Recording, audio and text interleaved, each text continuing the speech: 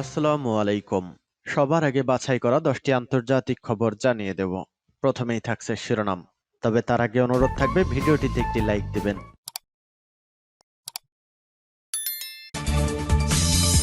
দখলদার ইহুদিবাদী ইসরায়েল এবং ফিলিস্তিন পুরোদমে যুদ্ধ চলছে। এই যুদ্ধের সর্বশেষ ভয়ঙ্কর আপডেট সংবাদ আমাদের হাতে এসেছে। ইসরায়েলের পর এবার যুক্তরাষ্ট্রকে হুঁশিয়ারি দিল ইরান। আর রক্ষা নাই দখলদার ইহুদিবাদী ইসরায়েলের এবং ইসরায়েলকে সমর্থনকারী পশ্চিমাদের। এরপরই জানিয়ে দেব, বিশ্ব অবশ্যই ইসরায়েলি শাসকদের ধ্বংসের সাক্ষ্য দেবে ঘোষণা দিয়েছে ইরানের প্রেসিডেন্ট ইব্রাহিম রাইসি। এদিকে ভারত এবং পাকিস্তানের ভয়াবহ সংবাদ। এবার পাকিস্তানের অভ্যন্তরে ঢুকে হামলার হুমকি ভারতের। এদিকে আল আকসায় নামাজকালে মুসল্লিদের ওপর মুহুর্মুহ টিয়ার গ্যাস নিক্ষেপ। আরো জানিয়ে দেব, গাজা যুদ্ধের 6 মাস আজ, ইসরায়েল থামবে কবে? এবং সর্বশেষ জানিয়ে দেব, গাজায় ত্রাণ কর্মীদের মৃত্যুর ঘটনায় পূর্ণ তদন্ত রিপোর্ট প্রকাশের দাবি। এতক্ষণ শুনছিলেন সংবাদ শিরোনাম, এখন বিস্তারিত। অনুরোধ থাকবে ভিডিওটিতে একটি লাইক দিন, কমেন্টস করে জানিয়ে দিন আপনি কোন জেলা থেকে বা কোথা থেকে এই সংবাদটি শুনছেন। ভিউয়ার্স, আজকে সংবাদের সব থেকে গুরুত্বপূর্ণ বিষয় হচ্ছে দখলদার ইহুদিবাদী ইসরায়েলকে ধ্বংসের জন্য সরাসরি যুদ্ধে নামছে ইরান। কারণ ইরানের ঘাঁটিতে একের পর এক হামলা করে ইরানের শক্তিশালী সেনাদেরকে হত্যা করছে ইসরায়েল এবং আমেরিকা, যে কারণে প্রতিশোধ নেওয়ার জন্য অবশেষে ঘোষণা দিয়ে যুদ্ধে নামছে ইরান। আর রক্ষা নাই দখলদার ইহুদিবাদী ইসরায়েলের। অচিরেই ফিলিস্তিন একটি স্বাধীন মুসলিম রাষ্ট্রে পরিণত হচ্ছে। এতে আপনার মতামত কি, কমেন্টস করে লিখে জানান।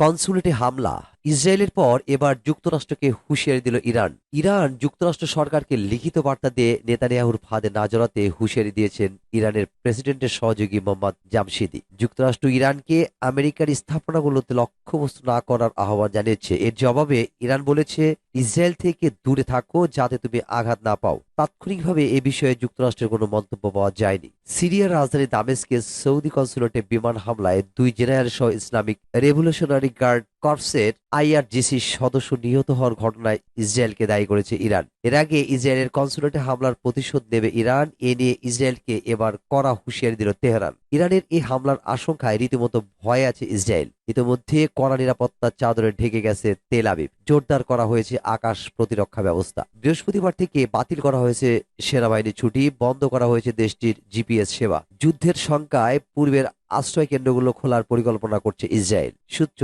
দ্য গার্ডিয়ানের ও ব্লুমবার্গ মিডল ইস্ট। বিশ্ব অবশ্যই ইসরায়েলি শাসকদের ধ্বংসের সাক্ষ্য দেবে বলছেন প্রেসিডেন্ট রাইসি। ইরানের প্রেসিডেন্ট সায়েদ ইব্রাহিম রাইসি সারা দেশে আন্তর্জাতিক কুচ দিবসের সমাবেশে ইরানি জাতিকে তাদের সর্বোচ্চ উপস্থিতির জন্য ধন্যবাদ জানিয়েছেন। একই সঙ্গে তিনি বলেছেন, ইসরায়েলি শাসক গোষ্ঠীর নৃশংসতার বিরুদ্ধে বিশ্বব্যাপী জাগরণ নিশ্চিতভাবে তেল আবিব সরকারের ধ্বংসের চূড়ান্ত পরিণতি হবে। ইহুদিবাদীদের কবল থেকে মুসলমানদের সকল কেবলা সমৃদ্ধ নগরী বাইতুল মুকাদ্দেসকে মুক্ত করার প্রত্যয় নিয়ে ইসলামী প্রজাতন্ত্র ইরানের স্থপতি ইমাম খোয়েমে রহমতুল্লাহ 1979 সালের প্রথম এ দিবস পালন করার ঘোষণা করেন, যাতে বিশ্বের স্বাধীনচেতা মানুষেরা বর্ণবাদী ইসরায়েলের বিরুদ্ধে তাদের ঘৃণা প্রকাশ করে। এবছর বিশ্ব কুচ দিবস এমন সময় পালিত হচ্ছে যখন গাজা উপত্যকার নিপীড়িত ও নিরুপায় জনগণ 6 মাসেরও বেশি সময় ধরে ইহুদিবাদী ইসরায়েলের বর্বর হামলার মধ্যে দিনাতিপাত করছে। ইসরায়েলি হামলায় এরই মধ্যে 33,000-এর বেশি মানুষ নিহত হয়েছে, তাদের মধ্যে বেশিরভাগই নারী ও শিশু। পাশাপাশি সেখানে এখন দুর্ভিক্ষ দেখা দিয়েছে ও সংক্রামক রোগ ছড়িয়ে পড়েছে। এ কারণে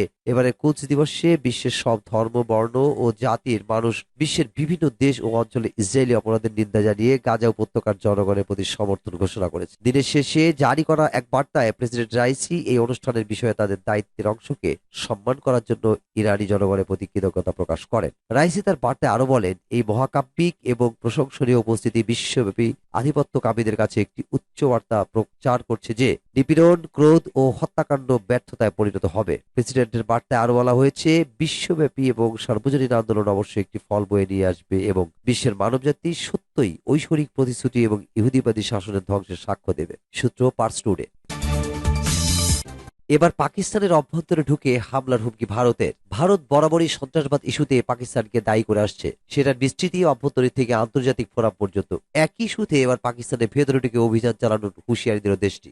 ভারতের প্রতিরক্ষা মন্ত্রী রাজনাথ সিং পাকিস্তানকে এমন করা হুঁশিয়ারি দিয়েছেন বলে খবর দিয়েছে সিএনএন নিউজ নেটওয়ার্ক। তিনি বলেছেন ভারতের সন্ত্রাসী কর্মকাণ্ড চালানোর চেষ্টা করে কেউ সীমান্ত পেরিয়ে পালালে তাকে পাকিস্তানে ঢুকে মেরে আসবে ভারত। শুক্রবার সংবাদ মাধ্যমটিতে দেওয়া এক সাক্ষাৎকারে রাজনাথ এর হুঁশিয়ারি দেন। সম্প্রতি ব্রিটিশ পত্রিকা দ্য গার্ডিয়ানের এক প্রতিবেদনে বলা হয় 2020 সাল থেকে ভারত সরকার পাকিস্তানে প্রায় 20 জনকে হত্যা করেছে। বিদেশের মাটিতে বাস করা সন্ত্রাসীদের নির্মূল করার বৃহত্তর পরিকল্পনার অংশ হিসেবে এমন অভিযান চালাচ্ছে তারা। এই প্রতিবেদনের বিষয়ে CNN নিউজ 18 জানতে চাইলে রাজনাথ সিং বলেন, তারা সন্ত্রাসী যদি পাকিস্তানে পালিয়ে যায় আমরা পাকিস্তানে ঢুকে তাদের মারব। তবে দ্য গার্ডিয়ানের প্রতিবেদন সম্পর্কে মন্তব্য চেয়ে রয়টার্সের পক্ষ ভারতের পররাষ্ট্র মন্ত্রণালয়ের সঙ্গে যোগাযোগ করা হলে তারা কোনো সাড়া দেয়নি। পাকিস্তানের পররাষ্ট্র মন্ত্রণালয়ও এ বিষয়ে মন্তব্য করতে অস্বীকৃতি জানিয়েছে। জঙ্গিদের আশ্রয় দেওয়ার বিষয়ে ভারতের অভিযোগ বরাবরই অস্বীকার করে আসছে পাকিস্তান। ভারতীয় প্রতিরক্ষা মন্ত্রী রাজনাথ সিং বলেছেন, ভারত সবসময় প্রতিবেশী দেশগুলোর সঙ্গে ভালো সম্পর্ক বজায় রাখতে চায় যদি কেউ ভারতকে বারবার রক্তচক্ষু দেখায়, ভারতে আসে এবং সন্ত্রাসী কর্মকাণ্ড করে তাহলে আমরা তাদেরকে ছেড়ে দেব না। 2019 সালে কাশ্মীরে ভারতীয় সেনাবাহিনীর একটি গাড়ির ভবনে বোমা হামলার পর থেকে দুই দেশের সম্পর্ক তলানিতে ঠেকেছে। ওই বছর পুলওয়ামা হামলার পর জনসভা থেকে রাজনাথের মতোই ঘরে ঢুকে বেরিয়ে আসার হুমকি দিয়েছিলেন ভারতের প্রধানমন্ত্রী নরেন্দ্র মোদী। পুলওয়ামা হামলার কয়েকদিনের মধ্যেই পাকিস্তানের বালাকোটে বিমান হামলা চালিয়েছিল ভারত। সেই হামলা জঙ্গি ঘাঁটিতে চালানো হয়েছিল বলে দাবি দিল্লির। যদিও অভিযান চালাতে গিয়ে ভারতীয় এক পাইলট পাকিস্তানে আটক হয়। পরবর্তীতে পাকিস্তানের তৎকালীন প্রধানমন্ত্রী ইমরান খানের সরকার তাকে ভারতের কাছে হস্তান্তর করে। চলতি বছরের শুরুতে পাকিস্তান বলেছিল তাদের কাছে গ্রহণযোগ্য প্রমাণ রয়েছে যে পাকিস্তানি ভূখণ্ডে ভারত 2 নাগরিককে হত্যা করেছে। তবে ভারত এ অভিযোগকে মিথ্যা ও বিদ্বেষপূর্ণ প্রচারণা বলেও আখ্যা দিয়েছে। কানাডা ও যুক্তরাষ্ট্রের মাটিতে ভারত হত্যা বা হত্যার চেষ্টা করেছে বলে অভিযোগ ওঠার কয়েক মাস পর দ্য গার্ডিয়ানের প্রতিবেদনটি প্রকাশ হয়। গত বছর সেপ্টেম্বরে কানাডা বলেছিল ওই বছর জুড়ে এক শিখ বিচ্ছিন্নবাদী নেতাকে গুলি করে হত্যায় ভারতের যোগসূত্র থাকার বিশ্বাসযোগ্যতা অভিযোগ তদন্ত করা হচ্ছে। ভারতে এমন অভিযোগ অযৌক্তিক এবং উদ্দেশ্য প্রণোদিত ব্যাখ্যা দেয়। এড়িয়ে দুই দেশের সম্পর্কের অবনতিও ঘটেছিল। অপরদিকে গত বছর নভেম্বরে যুক্তরাষ্ট্র বলেছিল তাদের মাটিতে একজন শিখ বিচ্ছিন্নতাবাদী নেতাকে হত্যার চেষ্টা নস্যাৎ করেছে তারা। এ ঘটনায় জড়িত যে ব্যক্তির বিরুদ্ধে অভিযোগ আনা হয়েছে সে ব্যক্তি এই হত্যা পরিকল্পনার সমন্বয় করতে ভারতের সঙ্গে কাজ করছিল। ভারতের প্রধানমন্ত্রী নরেন্দ্র মোদী এ ঘটনার বিষয়ে কোনো তথ্য পেলে ভারত তা তদন্ত করে দেখবে বলে আশ্বাস দিয়েছিলেন।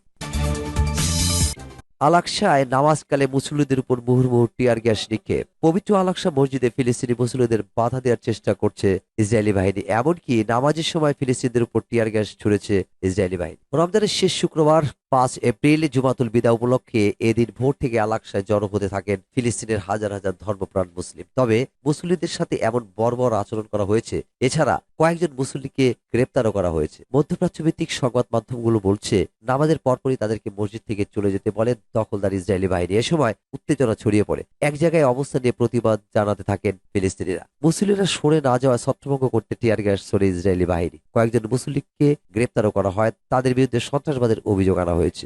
সকালের ঘটনায় উত্তেজনা বাড়ার মধ্যেই জুমার নামাজ আদায় করতে মসজিদ প্রাঙ্গণে হাজির হন ফিলিস্তিনিরা। লক্ষাধিক ফিলিস্তিনি সেখানে নামাজ আদায় করেছেন বলে ধারণা করা হচ্ছে। তাদের নিরাপত্তায় মসজিদ প্রাঙ্গণে কয়েক হাজার নিরাপত্তা কর্মী মোতায়েন করা হয়েছে। এর আগেও রমজান মাসে আল-আকসায় অনেকবার মুসল্লিদের সঙ্গে সংঘাতে জড়িয়েছে ইসরায়েলি বাহিনী। সূত্র নিউ ইয়র্ক টাইমস, ওয়াফা এজেন্সি।